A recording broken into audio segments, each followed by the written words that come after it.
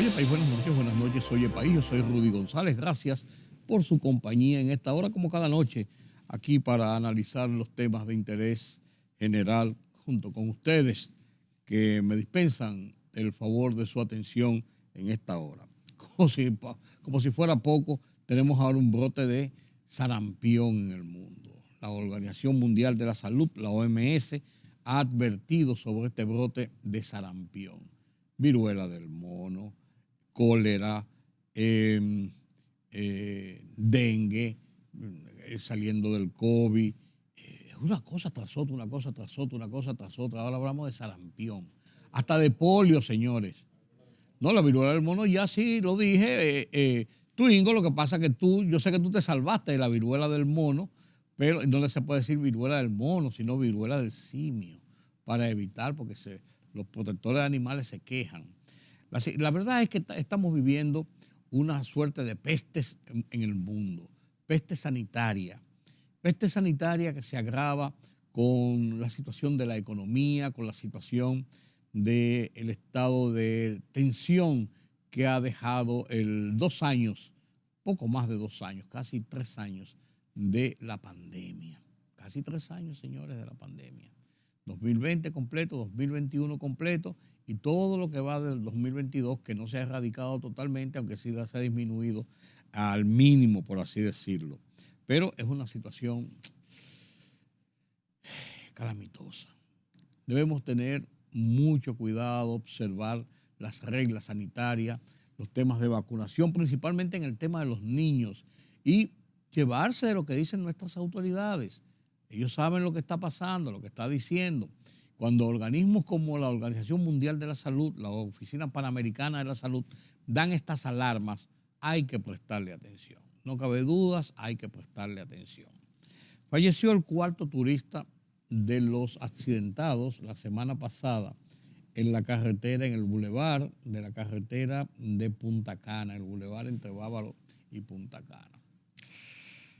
3 damas, el de ahora fue un hombre, lo que estaba en cuidados intensivos, quedan 3 o 4 más todavía en cuidados intensivos y hay otros que han sido curados y despachados o están en un proceso de recuperación en algunas clínicas o hospitales de la región de Punta Cana, Higüey y hasta en Santo Domingo. Qué pena esto. Mientras tanto, lo que se está debatiendo es un tema de populismo y de qué sé yo qué. No, que si el chofer, dijeron que si el chofer estaba drogado con algún tipo de droga. Los sindicalistas del transporte de la zona dicen que nadie los va a amedrentar a ellos y que ellos van a mantener su posición. Van a mantener su posición de que no se puede responsabilizar a este hombre lo que fue un accidente. Entonces, que si es el problema, van a entregar las licencias de todo. Entonces, el director del Intran se envalentona, Hugo Vera, y dice que no me traigan la licencia, ¿cuál es el problema? O sea, estamos jugando al pulseo y al figureo y al populismo con una situación que es sumamente delicada. Esta situación, señores, de lo que tiene que ver con el turismo, tiene mucho de delicadeza. ¿Por qué razón? Sencillo. Según las estadísticas del Banco Central emitidas en el mes pasado o en el mes anterior, fijaba que de los puntos principales donde está viniendo turismo, que se ha ido acrecentando y consolidando en los últimos tiempos hacia República Dominicana, son los países sudamericanos. Y cita específicamente Argentina, Chile, Colombia, hasta de Uruguay y de otros sitios, Perú, que vienen hacia República Dominicana atraídos por varias razones. Primero, no es tan costoso y tan alto la estadía en República Dominicana y el disfrute de playas, de gente agradable, de unas buenas vacaciones de una semana, de 5 días, 6 días, cercano para ellos, incluso todo incluido, esa modalidad. O sea, hay una serie de atractivos. Entonces son muchos los sudamericanos que están viniendo a República Dominicana. El accidente es un accidente que no debió pasar, que vamos a buscarle las causas y evitar que se repita. que vamos a establecer las responsabilidades, claro. Pero comenzar a establecer y hacer del accidente todo un episodio, lo único que redunda es en perjuicio para el turismo de la República Dominicana. Nosotros tenemos mucha gente que son nuestra competencia y que dimensionan situaciones reales como esta, que fue un accidente, hay una cantidad de personas heridas, muertos, fallecidos y hasta videos de cómo ocurrió el tema. Eso es una realidad. Entonces aprovechan esa coyuntura para decir, mira, República Dominicana es inseguro y ahora que comiencen a decir, pues mira, los choferes, los conductores de los vehículos turísticos que transportan a los visitantes a diferentes centros fuera de los resorts donde están, por ejemplo, una excursión, esa gente andan volados con cocaína. Pues espérate, en ese país, ¿cuál es el grado de seguridad que puede tener uno si va a ese país? Señor, eso se sabe cómo comenzó con este accidente. No sabe hasta dónde va a terminar. Miren, cuando en 2019 murieron 5, 6, 7 personas, en su mayoría norteamericanos,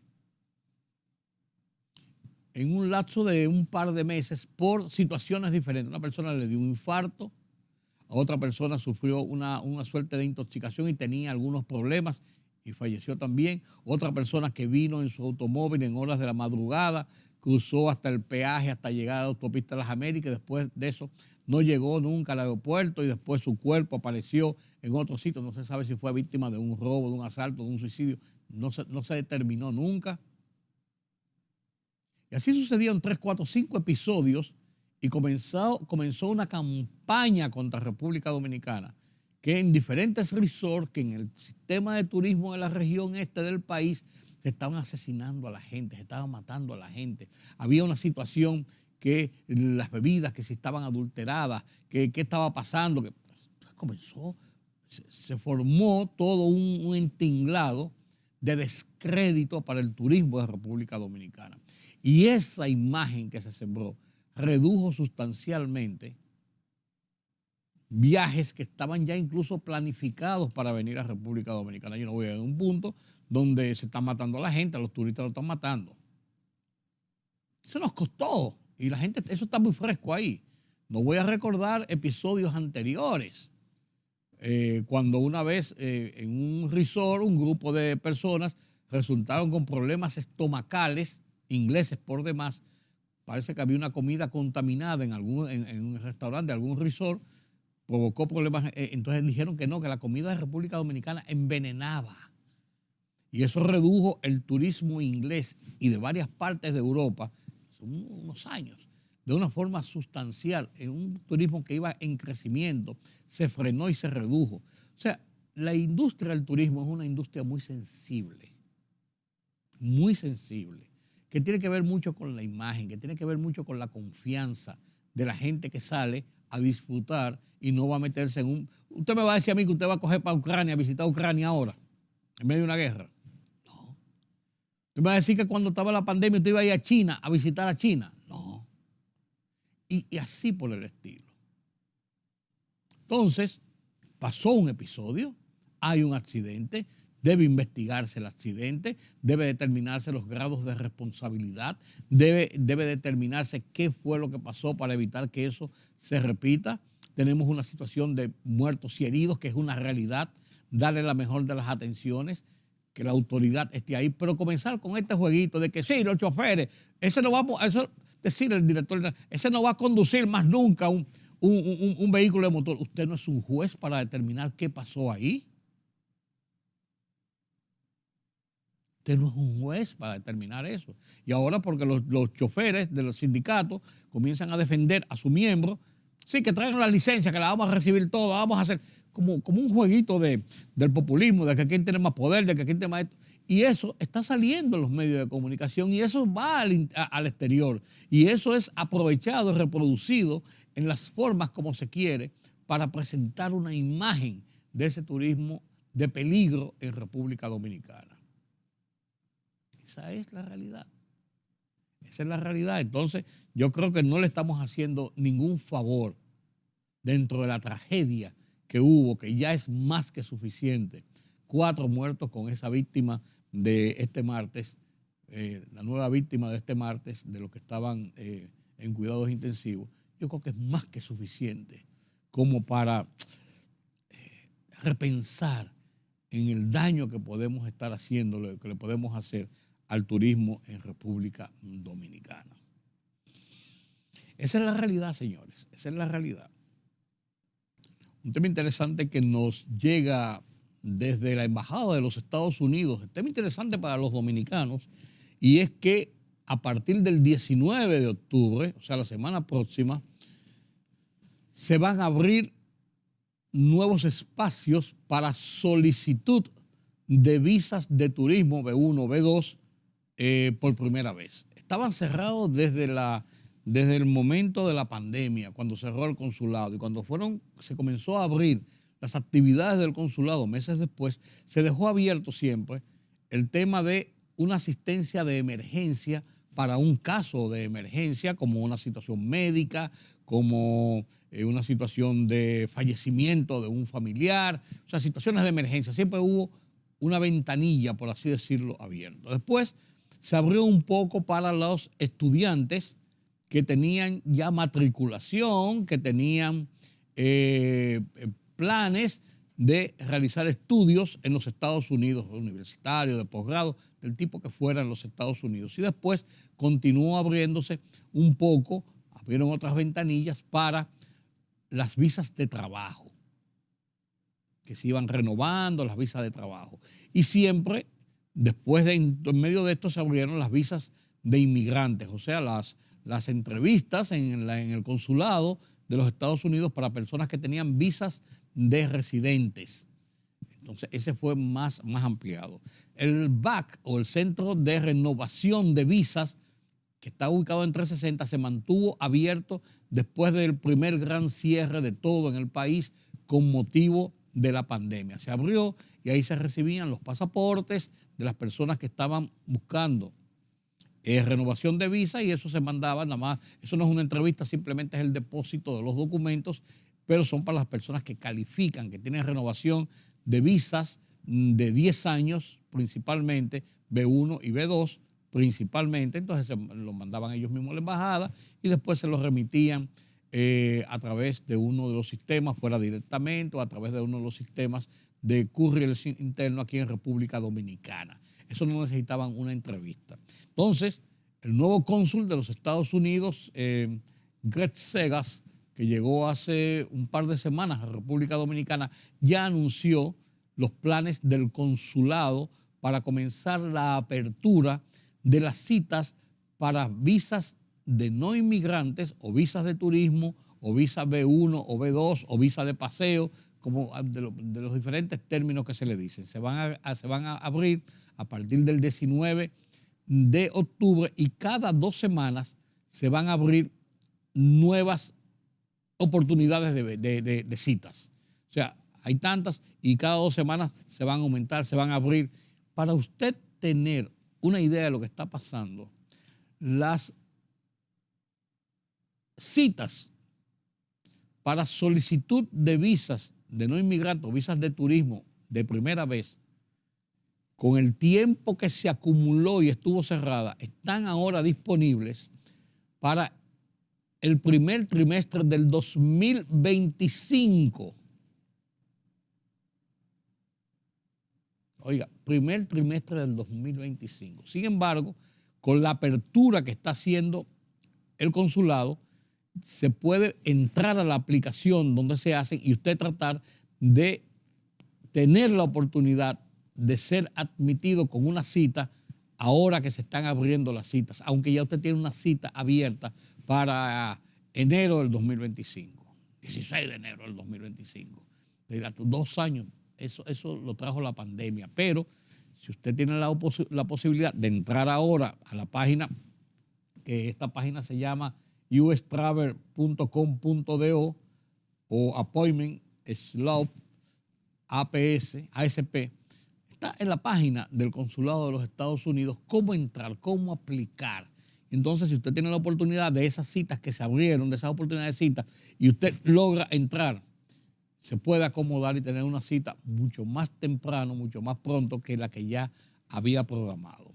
Esta apertura terminará poco a poco haciendo ya normal o normalizando ya el sistema de citas para visas de no inmigrantes en República Dominicana, lo cual había quedado muy rezagado y es la parte que más rezagado ha quedado, no solamente en República Dominicana, sino en gran parte del mundo por el cierre que tuvieron los consulados y las embajadas a propósito de la pandemia del COVID-19 en el 2020. Un año perdido prácticamente, el 2021 todavía comenzaron a ver las aperturas porque se cerró todo y se mantuvo solamente los casos de emergencia. Pero qué buena información, qué buena explicación esta que da el consulado, porque mucha gente ha estado tenso con esta situación de su visado. El tema de Haití. El tema de Haití es el tema que más nos ocupa en República Dominicana, no cabe dudas. La inminencia de la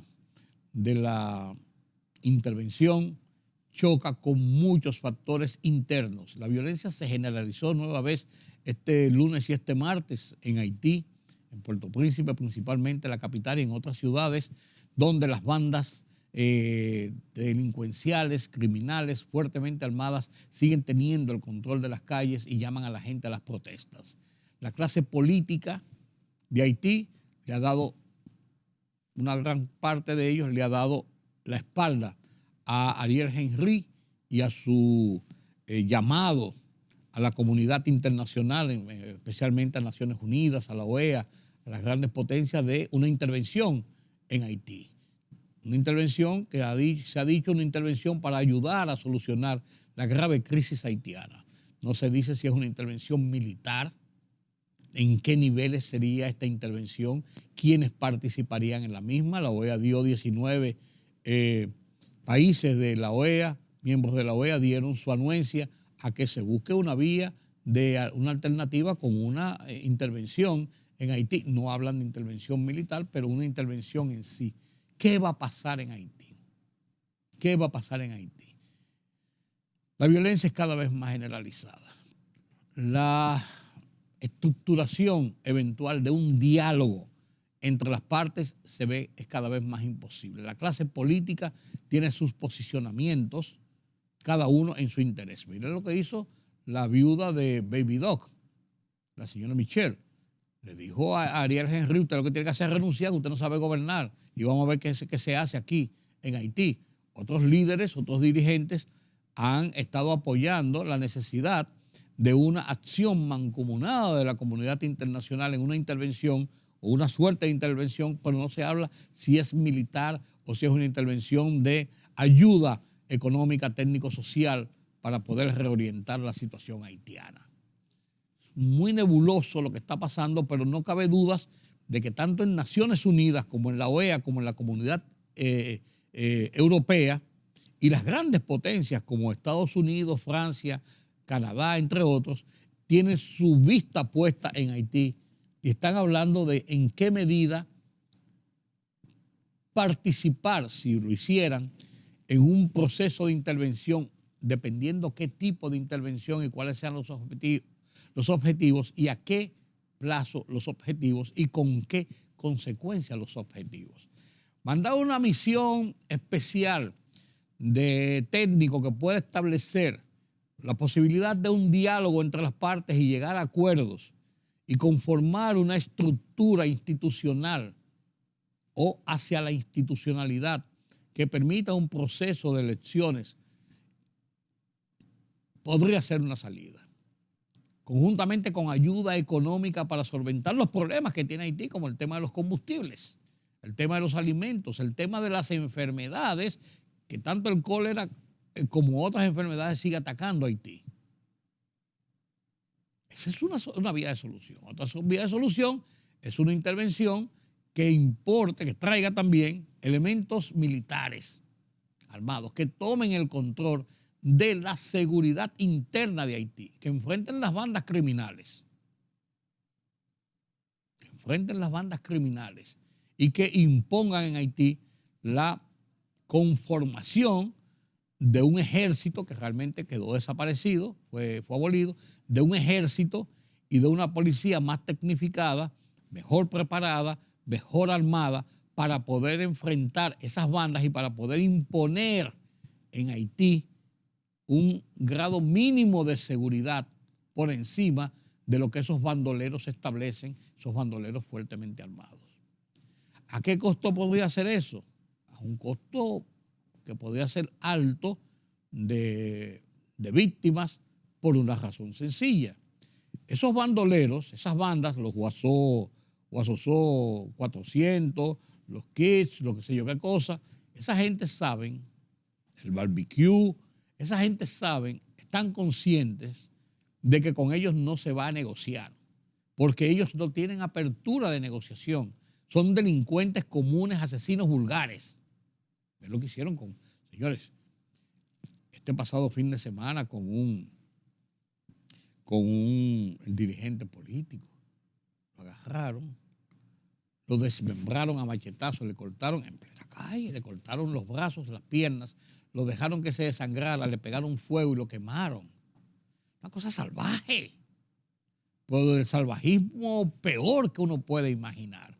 Entonces, estos bandoleros saben que con ellos están jugándose la vida o la muerte.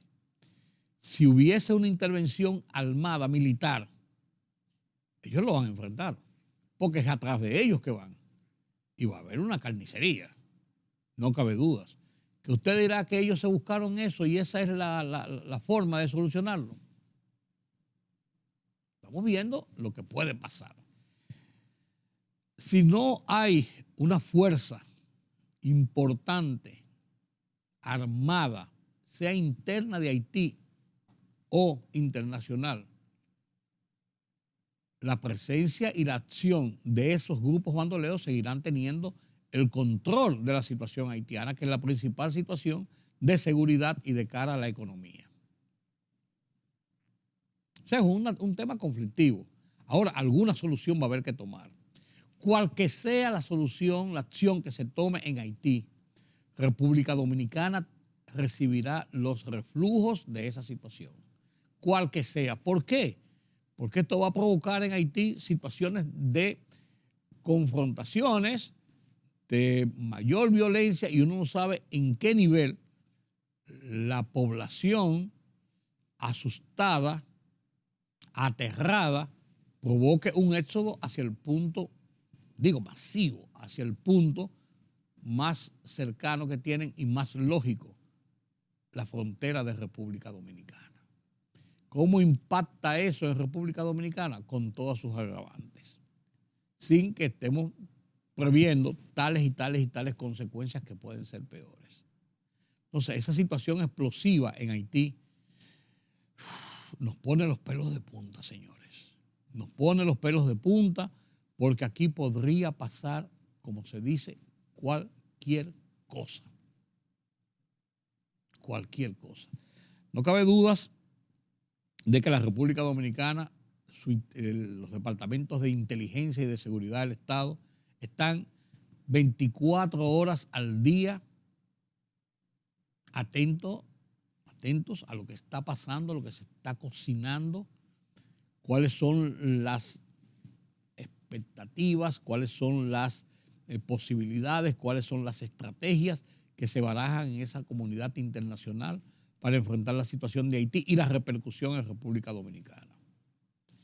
De ahí lo del domingo pasado, como les decía ayer, que representó la visita del presidente Luis Abinader a la frontera, estableciendo claramente cuál es la posición dominicana sobre la situación de Haití y los posibles estragos de una intervención o de que continúe la ola de violencia. ¿Cuál es la posición de República Dominicana? Y no es para menos tener estas atenciones, estas alarmas, estas indicaciones de lo que está pasando en Haití, esta inteligencia de lo que está pasando en Haití. No podemos ser sorprendidos. No, sabemos lo que se está cocinando. Y yo soy de los que tengo la impresión de que República Dominicana está siendo informada de qué cartas se están barajando, de qué alternativas y posibilidades se está barajando esa comunidad internacional. Y tanto es así que cuando comenzó a subir la ola de violencia, rápidamente el presidente Luis Abinader retiró al cuerpo diplomático acreditado en Haití hacia República Dominicana. Lo hicieron otros países, lo hizo Alemania, lo hizo Francia, lo hizo Canadá, lo hizo varios países. Sacaron a su personal y le pidieron a sus nacionales que estuvieran en Haití salir de Haití, porque esto va a terminar, yo diría, de mala manera. Y ahí va a tener que provocarse una erupción para que las cosas puedan comenzar a buscar un punto de equilibrio, bajar esas tensiones y comenzar, yo no diría de cero, pero sí de una media menos presionante que la situación que existe en este momento. Y esa clase política de Haití tendrá que llegar a acuerdos. Tendrá que llegar a acuerdos entre ellos. Porque si bien es cierto que la solución de los problemas de Haití deben ser fruto de las decisiones, de las operaciones, de las acciones que tomen los haitianos, no es menos cierto que la capacidad de ellos ponerse de acuerdo para tomar algunas decisiones de esa naturaleza son mínimas, son muy pocas. Son mínimas, son muy pocas, y esto sería muy difícil y muy complejo. Muy difícil y muy complejo, señores. Es una realidad que tenemos de frente. La situación de Haití con República Dominicana no es una cosa nueva. Ha habido siempre muchos momentos de tensión entre las dos naciones en la frontera. Si nos retrotraemos atrás, desde cuando Juan Bosch y aquella vez que tuvo que militarizar la frontera y a los pocos meses Bosch fue derrocado, y se habla de que esta situación de Haití tuvo alguna repercusión en la fortaleza del gobierno de Bosch. Eso es analizado por los sociólogos y los politólogos, pero de que ocurrió, y así a lo largo del tiempo hemos tenido situaciones conflictivas en este estado de relaciones. Mientras tanto, en República Dominicana tenemos la cantidad que usted quiera de inmigrantes haitianos conformando parte de la estructura de consumo, de la estructura de uso de todo lo que es la situación en República Dominicana, hasta incluyendo mano de obra que desplaza, lógicamente, por lo que sea, por menor precio, por lo que sea, mano de obra dominicana necesaria. Entonces, es una situación que a nosotros, como vuelvo y digo, nos afecta, pero también, así como una cosa digo la otra, Haití, por todos sus problemas que tiene, se ha convertido en el gran comprador de una gama amplia de productos dominicanos, principalmente alimentos, combustibles y algunos enseres como los plásticos, los utensilios de plástico, lo que activa un comercio que deja mucho dinero y que ha enriquecido incluso zonas productivas de República Dominicana, como la del Cibao Central, con la producción de pollos, huevos y de otros artículos, por ejemplo. Entonces, visto esta situación, hay que ver en una cosa y otra qué conviene, qué no conviene, cómo van a ser las reacciones, cuáles van a ser las consecuencias del desarrollo de esta situación de Haití. Mucho de cuya decisión y solución no depende, yo diría que en un gran porcentaje, de República Dominicana exclusivamente. Esa es la verdad, esa es la situación de lo que pasa en Haití. No podemos hacernos los suecos, porque esta situación es muy seria, nos llena de mucha tensión y nos provoca hasta cierta situación de desequilibrio y de futuro incierto, no solamente en el estado de las relaciones entre los dos países, sino inclusive en nuestra propia seguridad, en nuestra propia estabilidad económica y hasta en nuestra garantía social.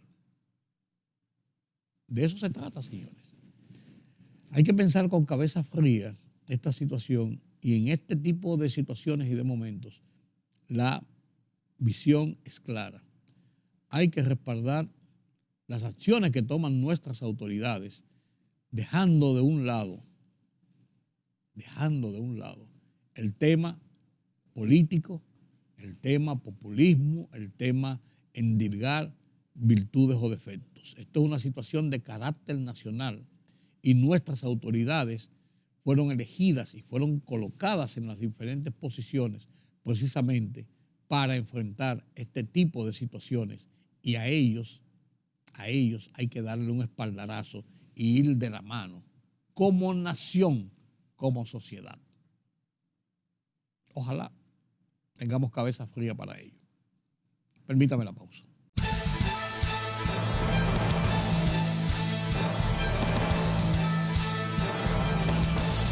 El Ministerio de Salud Pública reportó 53 casos nuevos por COVID-19 y 0 fallecimientos en las últimas 24 horas, según el boletín 936 emitido por la Dirección Nacional de Epidemiología.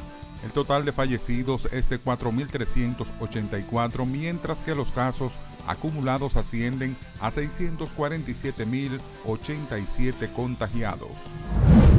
El Fondo de las Naciones Unidas para la Infancia, UNICEF, advirtió que el 65% de las adolescentes dominicanas entre 15 y 17 años ha sufrido violencia sexual. El organismo destacó las desigualdades que padecen ellas por ser niñas, ya que continúan teniendo retos importantes en lo que respecta a su educación, bienestar físico y mental y la protección necesaria para una vida libre de todo tipo de violencia. Un turista argentino falleció la noche de este lunes, por lo que se eleva a 4 el número de víctimas mortales a causa del autobús accidentado el pasado jueves en Bávaro, provincia de la Altagracia. La víctima fue identificada como Alejandro Luis Klinek, de 37 años, quien murió mientras se encontraba ingresado en el Centro Médico Hospitén de la referida zona. Y el director del Instituto Nacional de Tránsito y Transporte Terrestre, Intran, Hugo Veras, aseguró que está en disposición de recibir las licencias de conducir de los choferes de Punta Cana que reclaman un trato justo para el conductor del vehículo que se accidentó la pasada semana en esa demarcación y que hasta este momento les ha costado la vida a 4 personas.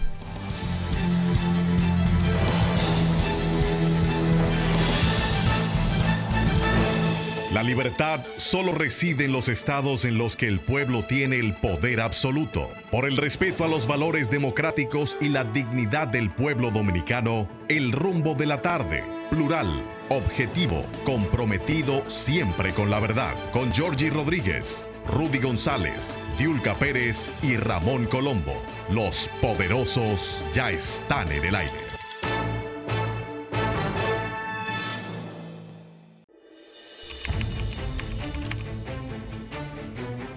Periodismo de investigación, columnas, opinión, análisis, reportajes de fondo.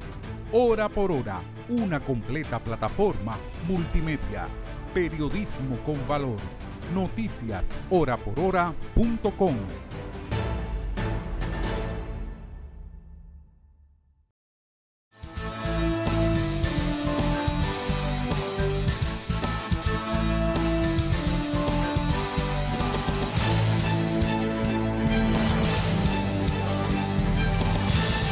Ucrania, en el fin de semana pasado, se le atribuye haber bombardeado un puente en la zona de Crimea, una zona controlada por Rusia, que se adhirió y es parte de Rusia. Un puente que además es hermosísimo, en una parte de cristal abajo, un puente prácticamente turístico. Lo bombardearon, destruyeron parte de ese puente y en represalia, en uno de esos resabios, Vladimir Putin se ha sentido desafiado y ha lanzado una andanada de misiles sobre gran parte. Se habla de 40, de 60, de 100, no se sabe qué cantidad cuantificada, de misiles sobre gran parte de Ucrania, incluyendo Kiev, la capital Kiev, que ha sido la zona de mayor resistencia. Ha sembrado destrucción, muerte, heridos, terror en toda Ucrania. Y esto ha agravado la tensión de la guerra. La plataforma de comunicación Deutsche Welle, que es la televisión pública de Alemania, preparó un bloque completo de los estragos de esta ofensiva nueva de Rusia sobre Ucrania y cómo esto tensa las relaciones y las situaciones y las tensiones en toda esa parte de Europa. Comparto con ustedes esta visión de Deutsche Welle, la televisión alemana, sobre lo que está ocurriendo actualmente en Ucrania por la ofensiva rusa.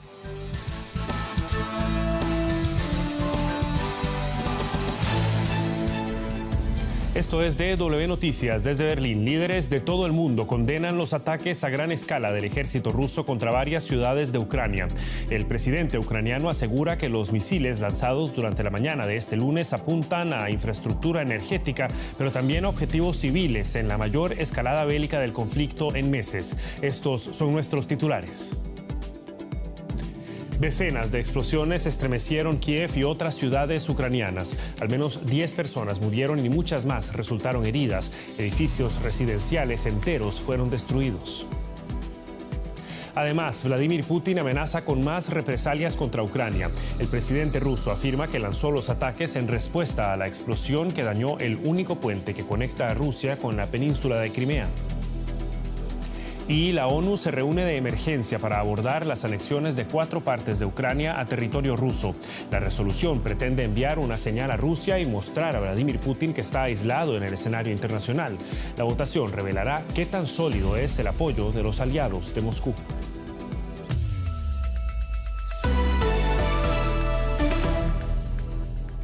Los saluda Javier Arguedas. Gracias por informarse con nosotros.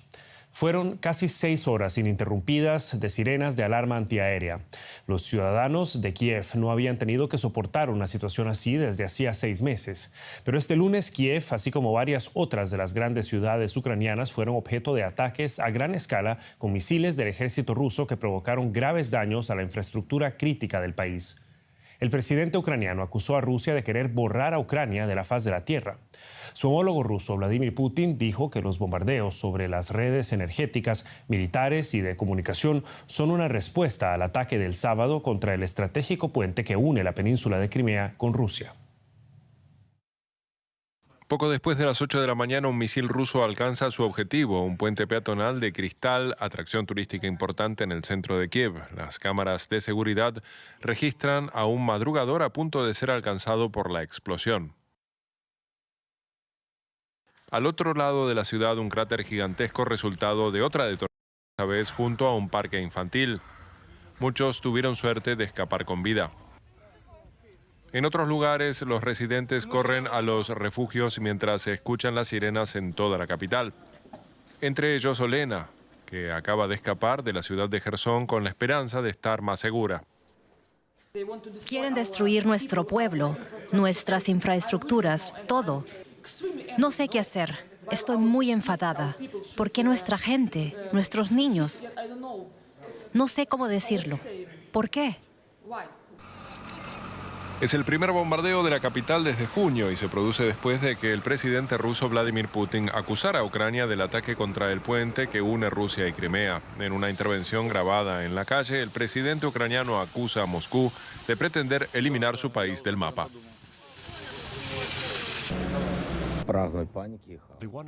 Buscan el pánico y el caos, quieren destruir nuestro sistema energético, están desesperados. Su segundo objetivo es la gente.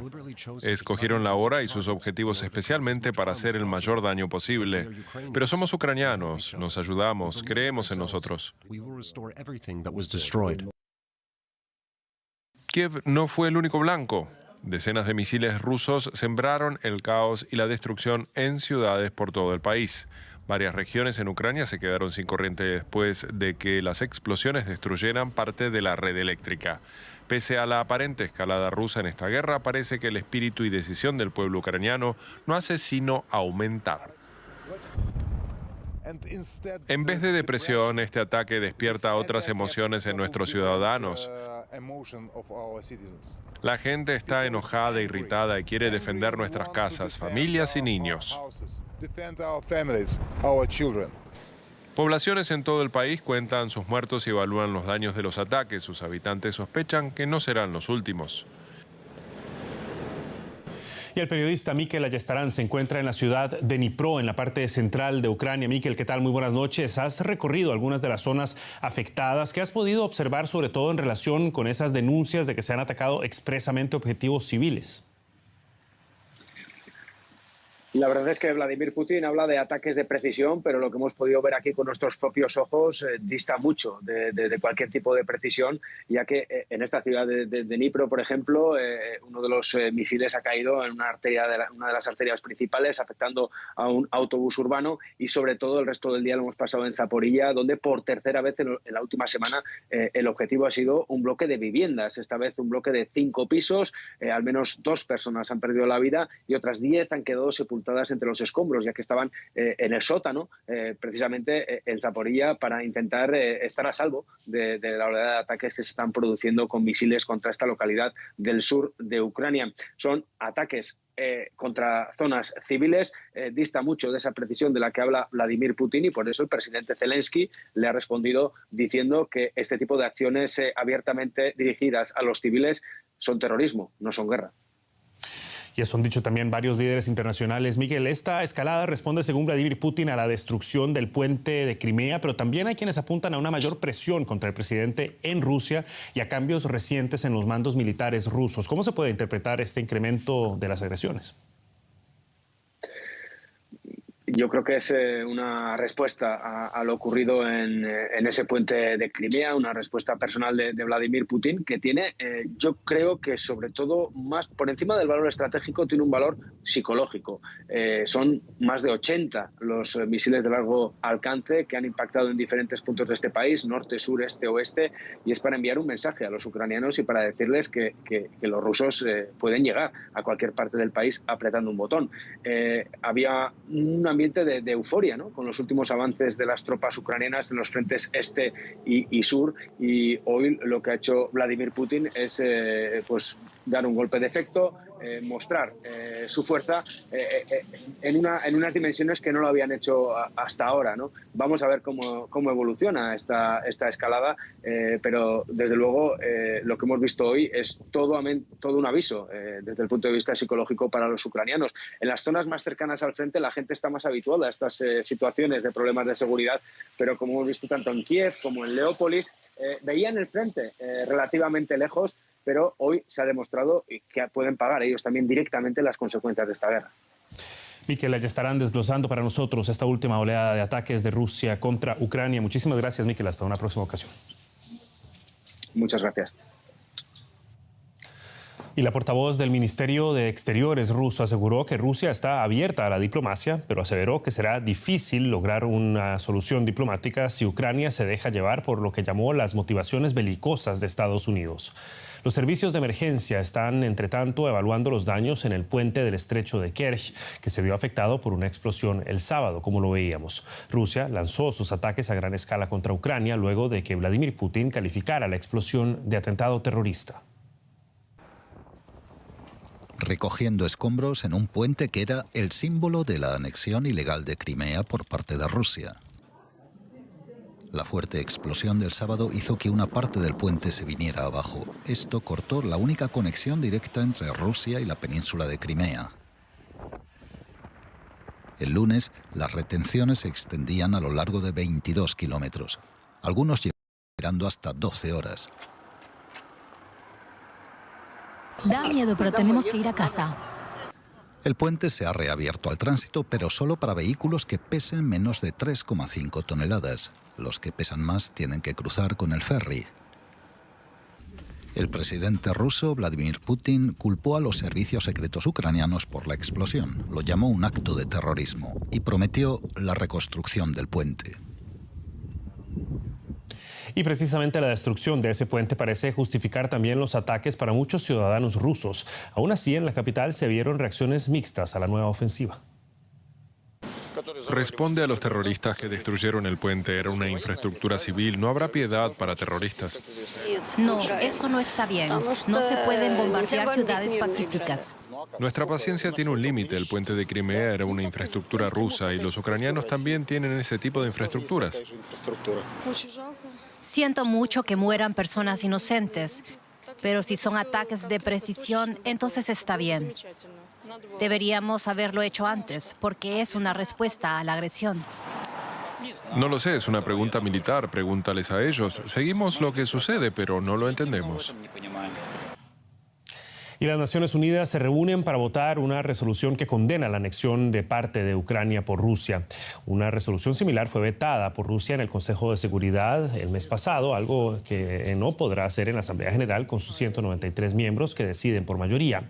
La sesión se produce horas después del bombardeo contra objetivos civiles en Rusia, que han sido objeto de una condena generalizada.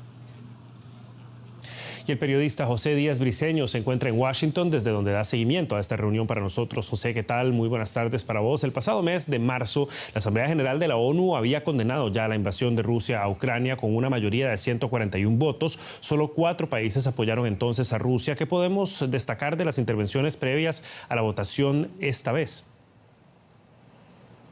Una relevante sesión en la Asamblea General de Naciones Unidas en Nueva York, donde más de una veintena de países intervinieron este lunes hablando justamente sobre estos referendos organizados por Rusia para justamente justificar la anexión de 4 provincias ucranianas en semanas pasadas.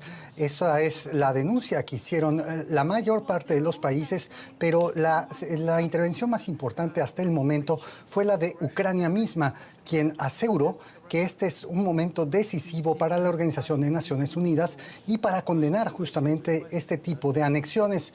La representación ucraniana aseguró que la Carta de las Naciones Unidas está en juego, dado que previo a que existiera la organización en los años de 1930 ocurrieron anexiones de territorio que a final de cuentas fueron lo que provocó la Segunda Guerra Mundial y la existencia propia de Naciones Unidas como justificación. La representación de Rusia, por el contrario, intentó que el voto al que será sometida esta resolución para condenarla por las anexiones fuera de manera secreta, algo que no tuvo éxito entre los miembros. Hay mucha atención sobre países como China o la India que se abstuvieron en marzo para condenar a Rusia por la invasión, y sobre ellos estará puesta la vista cuando sea votada esta nueva resolución. José, Joe Biden condenó claramente los ataques y los tildó de absoluta brutalidad. También prometió más armamento para Ucrania. Brevemente, si podés, ¿esta es una respuesta proporcional al incremento de los ataques de Rusia? Sabemos que autoridades ucranianas, a través del propio presidente Zelensky, han solicitado directamente al presidente Biden incrementar la ayuda militar que se evalúa en $17.500 millones por parte de Estados Unidos desde que inició el conflicto.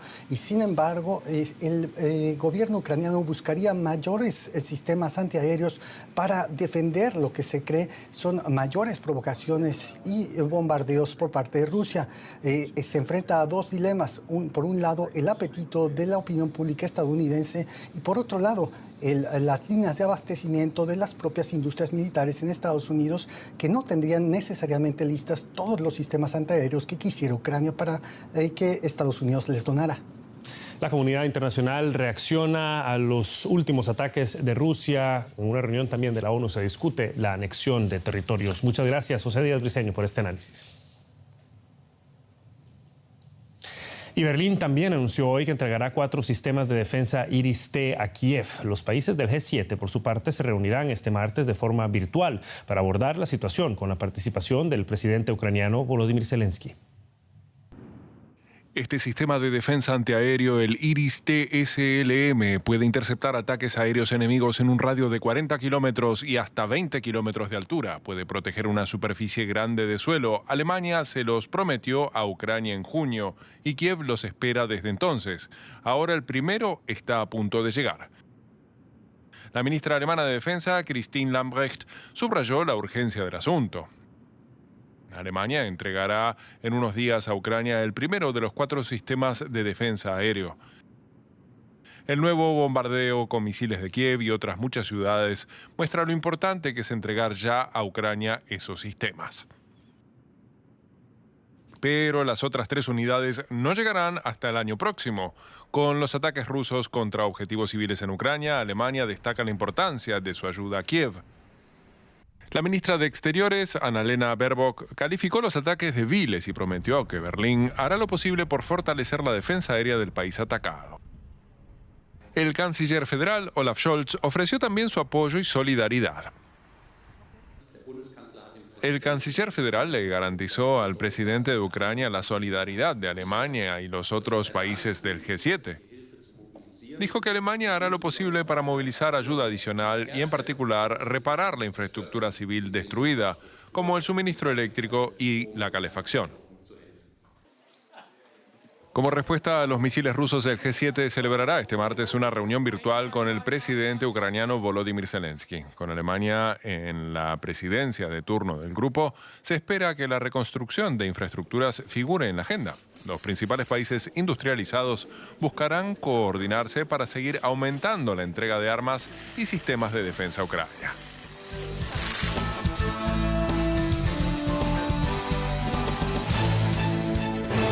La libertad solo reside en los estados en los que el pueblo tiene el poder absoluto. Por el respeto a los valores democráticos y la dignidad del pueblo dominicano, El Rumbo de la Tarde, plural, objetivo, comprometido siempre con la verdad. Con Georgie Rodríguez, Rudy González, Diulca Pérez y Ramón Colombo. Los poderosos ya están en el aire.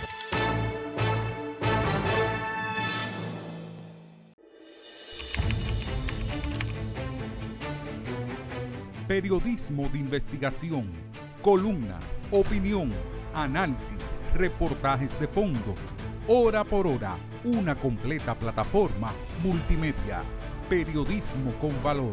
Noticias horaporhora.com.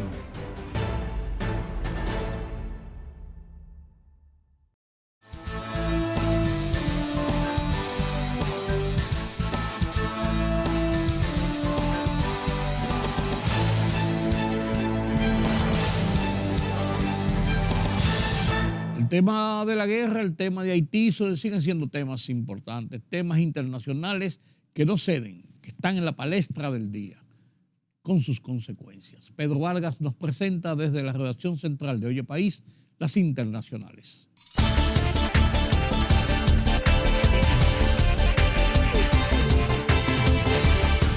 Una nueva ronda de ataques con misiles golpeó la ciudad de Zaporilla en el sur de Ucrania, mientras la cifra de muertos en los ataques generalizados del día anterior con misiles rusos subía a 19 personas en todo el país. Los proyectiles alcanzaron una escuela, un centro médico y un edificio residencial en Zaporilla, indicó el secretario municipal Anatoly Kurtev. 12 misiles S-300 se estrellaron contra instalaciones públicas y provocaron un gran incendio, según el Servicio Estatal de Emergencias, que reportó una persona fallecida.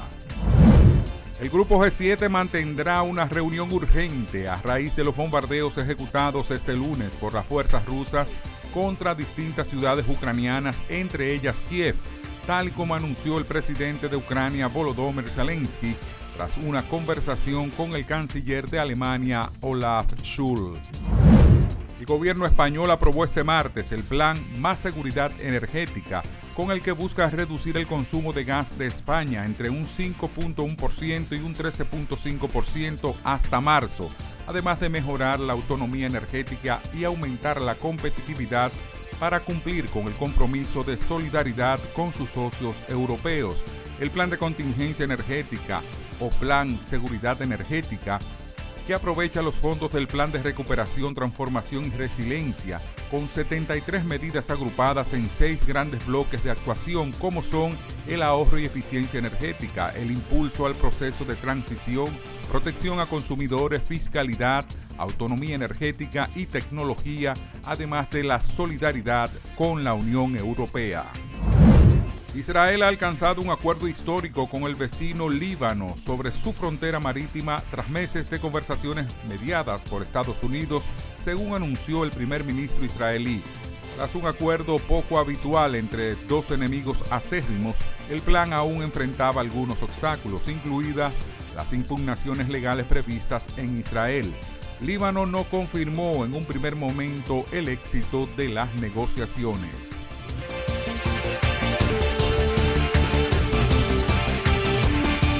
Así llegamos al final de esta emisión de Oye País. Gracias por su compañía en esta hora. Yo soy Rudy González. Los convoco para mañana, aquí, para seguir analizando los temas de interés nacional e internacional. Pasen un feliz resto de la noche, un buen día. Nos vemos en la próxima.